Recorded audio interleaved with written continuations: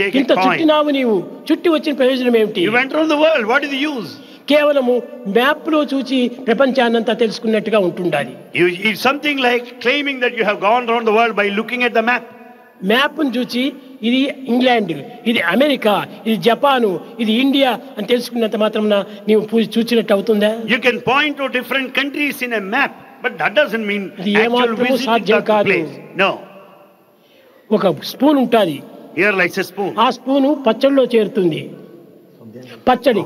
You take the spoon to collect chutney. సాంబార్లో చేరుతుంది, And also sambar. రసంలో చేరుతుంది, Rasam. పాయసంలో చేరుతుంది, Also rice pudding. అన్నిట్లోనూ ఇది ప్రవేశిస్తుంది. And the spoon will get into కానీ any preparation దీని delicacy. రుచి కూడా దీనికి తెలియదు. But the spoon does not taste. అట్టనే నీవు అన్ని దేశాలు చుడుతున్నావు, You go around all the world. ఏం ప్రయోజనము? What is the use? అన్ని గ్రంథాలు చదువుతున్నావు, You read all books. ఏం ప్రయోజనం? What is the result? గంధమే నీలో లేదు. And there's no gandha, the essence in you.